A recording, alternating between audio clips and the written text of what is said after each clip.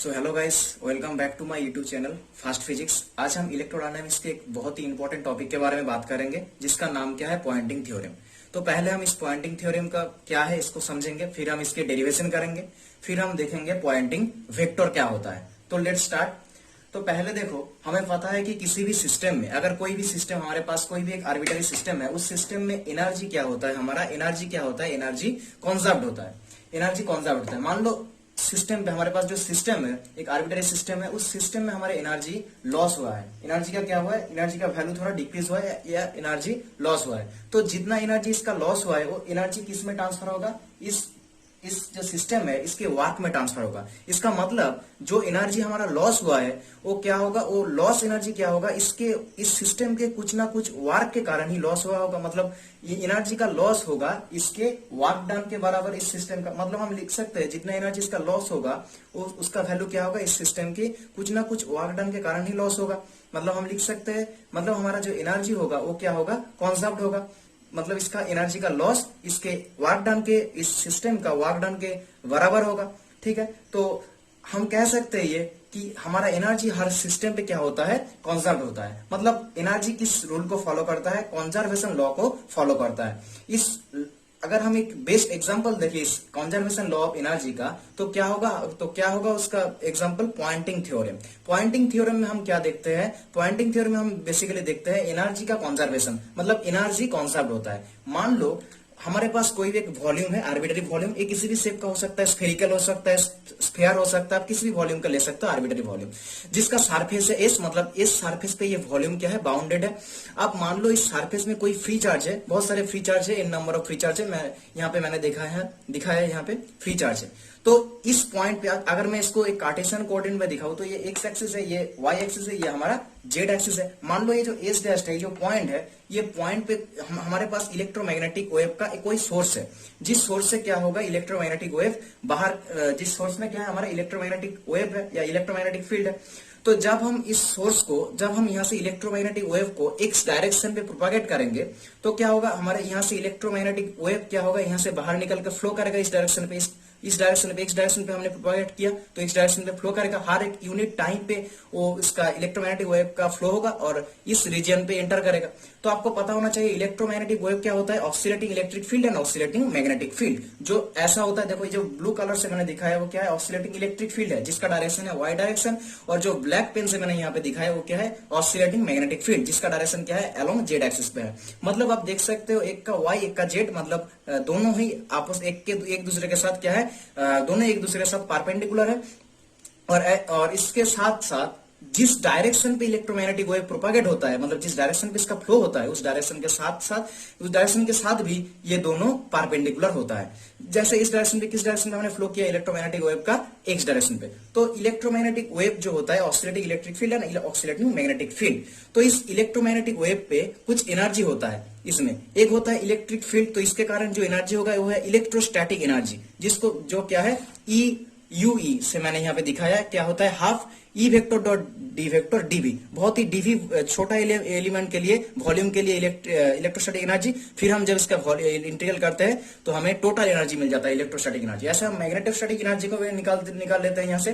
फिर हमारा जो टोटल एनर्जी आएगा वो कुछ इस तरह से होगा। तो ये टोटल एनर्जी से हमारा इलेक्ट्रोमैग्नेटिक वेव क्या करता है, फ्लो करता है। मतलब इलेक्ट्रोमैग्नेटिक फील्ड में जो एनर्जी होगा वो इसका बराबर होगा। तो हमारा इलेक्ट्रोमैग्नेटिक वेव हमने यहाँ से सोर्स से हमने इलेक्ट्रोमैग्नेटिक फील्ड को, इलेक्ट्रोमैग्नेटिक वेव को इस डायरेक्शन पे प्रोपागेट किया।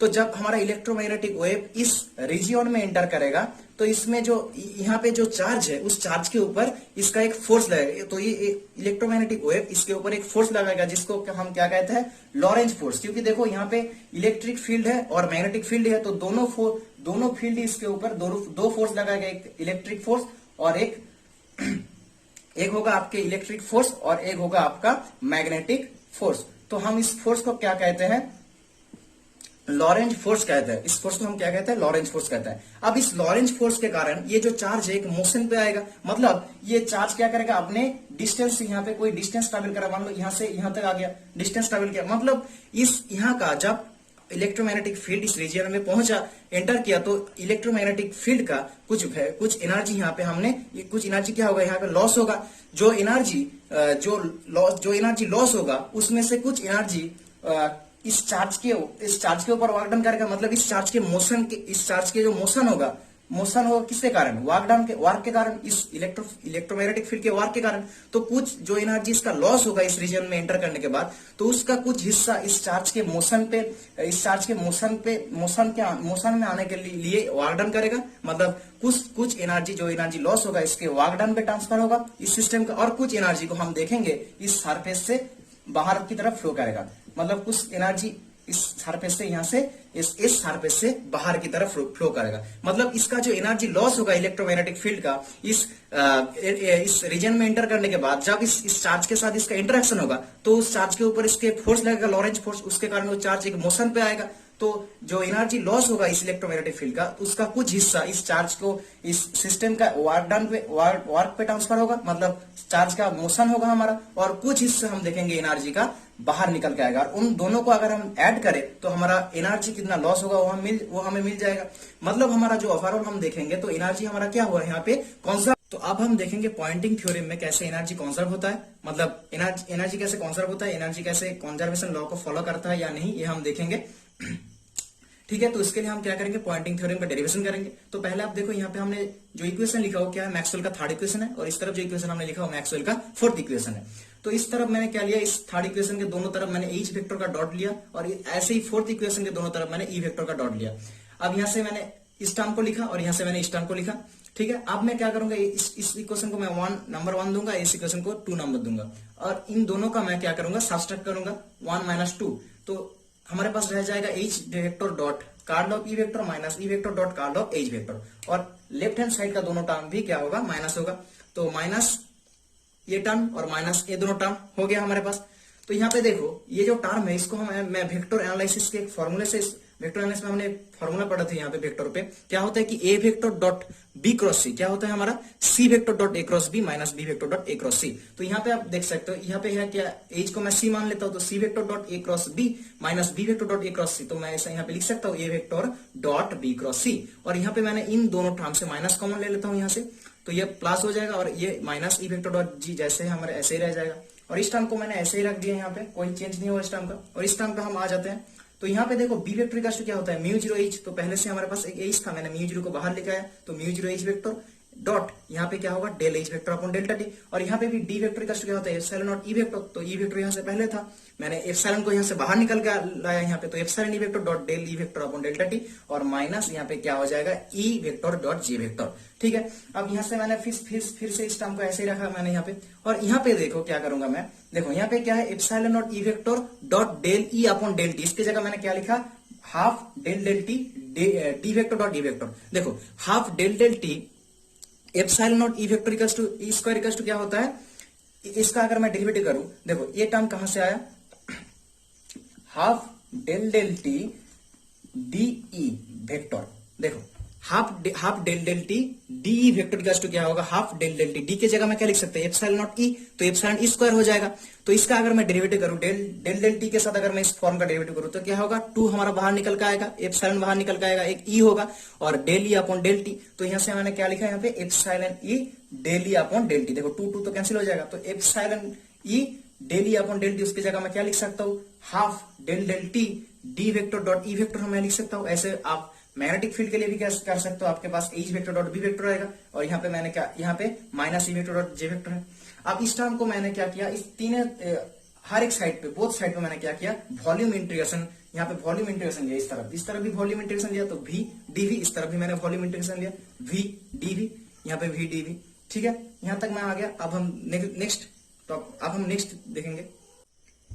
तो हम यहाँ तक प्रूव कर चुके थे, यहाँ पे हम बोथ साइड पे क्या लिया था, डाइवर्जेंस, हमने डाइवर्जेंस किया था तीनों बोथ साइड पे, तो यहाँ पे डाइवर्जेंस हो गया था। उसके बाद हम क्या देखेंगे, देखो उसके बाद ये जो टर्म है minus del del T integration V half H vector plus B vector plus del E vector plus del E D V, इस टर्म को मैं इस तरफ लेके आऊंगा, तो ये क्या होगा, प्लस हो जाएगा। और इसके जगह इंटीग्रेशन ऑफ, अब देखो integration of V half H vector dot B vector plus del E vector D V, इसको मैं क्या लिखूंगा, यू लिखूंगा। देखो इसकी जगह मैंने यू लिखा, क्योंकि ये क्या है, इलेक्ट्रोमैग्नेटिक वेव का या इलेक्ट्रोमैग्नेटिक फील्ड का टोटल एनर्जी होता है, electrostatic energy plus potential energy. किसी भी वॉल्यूम पे, टोटल भी वॉल्यूम पे electrostatic energy plus potential energy कितना होता है, यू इक्वल्स टू होता है हाफ, ये U इक्वल्स होता है half H vector dot B vector plus D vector dot E vector. मैंने थोड़ी देर पहले ही मैंने इस टर्म को मैंने प्रूव करके दिखाया था कि यह क्या होता है, इलेक्ट्रोमैग्नेटिक वेव का टोटल एनर्जी होता है, इलेक्ट्रोमैग्नेटिक फील्ड का टोटल एनर्जी होता है। तो इसके जगह मैंने यू लिखा है यहाँ पे। तो अब क्या होगा, माइनस इस तरफ ये रहेगा। अब मैं डॉट प्रोडक्ट है, मैं यहाँ पे जे को ला सकता हूँ आगे, तो जे डॉट ई वेक्टर और यहाँ पे होगा डी भी, और ये जो टर्म है ये इस तरफ आ जाएगा। तो देखिए ये क्या था, डाइवर्जेंस का, divergence of E vector cross H vector. और मैं यहाँ पे क्या करूंगा, इसको मैं गॉस डाइवर्जेंस थ्योरम से इसको सरफेस इंटीग्रल में लूंगा। और ई वेक्टर तो क्या होगा, surface integral of E vector cross H vector dot DS. अब E vector cross H vector को मैं यहाँ पे एस लिखूंगा। एस का मतलब क्या होता है, E vector cross H vector. अब देखो तो क्या हुआ हमारे पास, close integral S vector dot DS vector. तो हमें यहाँ पे, अब देखो यहाँ पे मैं बोथ साइड पे माइनस से मल्टीप्लाई कर दूंगा, तो यहाँ पे होगा minus D U by D T, यहाँ पे हो जाएगा प्लस और यहाँ पे भी हो जाएगा प्लस। तो ये जो टर्म आप देख रहे हो ये क्या हो रहा है, इलेक्ट्रोस्टैटिक एनर्जी। ये क्या था, ये क्या है, यू क्या है, टोटल इलेक्ट्रोमैग्नेटिक फील्ड का एनर्जी। और डेल डेल टी का मतलब क्या होता है, पर यूनिट सेकेंड पे, पर यूनिट वॉल्यूम पे ये कितना एनर्जी, इलेक्ट्रोमैग्नेटिक फील्ड का कितना एनर्जी लॉस हो रहा है। क्योंकि आप देख रहे हो जब कोई चार्ज है हमारे पास कोई वॉल्यूम पे और इलेक्ट्रोमैग्नेटिक वेव जब इसके रीजन पे एंटर कर रहा है तो इसके ऊपर क्या हो रहा है, फोर्स लग रहा है, लॉरेंज फोर्स लग रहा है। तो इसके लॉरेंज फोर्स के कारण कुछ एनर्जी का लॉस हो रहा है, उस एनर्जी का कुछ हिस्सा इसके ऊपर वर्क डन कर रहा है और कुछ हिस्सा एनर्जी का कुछ हिस्सा यहाँ से क्या कर रहा है, बाहर फ्लो कर रहा है, जिसको हम कहते हैं फ्लक्स। जो टर्म कौन सा टर्म है, ये होता है एनर्जी का फ्लक्स। ये टर्म से हमें क्या डिनोट करता है, एनर्जी, कितना एनर्जी बाहर आता है, मतलब फ्लक्स, एनर्जी ऑफ फ्लक्स। इस टर्म से हमें एनर्जी ऑफ फ्लक्स डिनोट करता है ये टर्म। और ये टर्म हमें क्या, इस टर्म से हमें क्या मालूम पड़ता है कि कितना एनर्जी लॉस होता है पर यूनिट टाइम, यूनिट वॉल्यूम पे। क्योंकि हर यूनिट टाइम पे हमारा इलेक्ट्रोमैग्नेटिक फील्ड क्या कर रहा है, रीजन पे एंटर कर रहा है। अब जो एनर्जी लॉस हुआ उसका आधा हिस्सा क्या था, इसका वर्क डन, इस चार्ज के ऊपर वर्क डन था। यही टर्म हमें डिनोट करता है कि कितना वर्क डन होता है। देखो अगर मैं इसको इससे देखूं तो इसके ऊपर जो फोर्स लग रहा है वो फोर्स क्या है, लॉरेंज फोर्स। और इसका अगर मैं टाइम के रिस्पेक्ट डेरिवेटिव करूं डिस्प्लेसमेंट का, तो क्या हो जाएगा मेरे पास, force into displacement, force into velocity, मतलब work done per unit time मुझे मिल जाएगा। तो यहां से अगर मैं देखता हूं तो यहां से क्या होगा, ये फोर्स डॉट वी वेक्टर, मतलब डिस्प्लेसमेंट अपॉन टाइम के साथ अगर मैं वेलोसिटी के डिस्प्लेसमेंट अगर मैं टाइम करूं तो वेलोसिटी मिल जाएगा। और यहाँ पे देखो जिस टर्म का मैं कार्य कर रहा है उसका अगर मैं डॉट प्रोडक्ट करूं तो मुझे जीरो आएगा। तो क्या मिलेगा मुझे यहाँ पे क्यू ई वी। और ये क्यू ई वी अगर मान लो मेरे सिस्टम में N number particles, N number charge है, तो क्या होगा एन क्यू ई वी। और एन क्यू वी ई को मैं क्या कह सकता हूँ, जे वेक्टर, मतलब करंट डेंसिटी। तो जे वेक्टर डॉट ई आ गया। तो अगर मैं छोटा डीवी एलिमेंट के लिए एक काम करूं तो क्या होगा, जे वेक्टर डॉट ई। और अगर पूरे भी वॉल्यूम के लिए करूं तो मुझे इंटीग्रेशन करना पड़ेगा। तो ये जो टर्म हमें क्या बताता है, ये टर्म हमें बताता है जितना एनर्जी इसका लॉस होता है इलेक्ट्रोमैग्नेटिक फील्ड का इस रीजन पे, उसका आधा हिस्सा इस चार्ज के मोशन पे लाता है, मतलब इसके ऊपर इसके वर्क डन पे ट्रांसफर होता है। और कुछ हिस्सा जो हमें ये देखो, कुछ हिस्सा क्या होता है, फ्लक्स के रूप में, फ्लक्स मतलब एनर्जी का फ्लक्स, मतलब एनर्जी बाहर आता है इस सरफेस से। तो ठीक है, तो यही था हमारा पॉइंटिंग थ्योरम। ये होता है energy loss, motion of charge, इससे हमें पता चलता है इससे ये क्या है, एनर्जी का flux. Thanks for watching this video, good bye.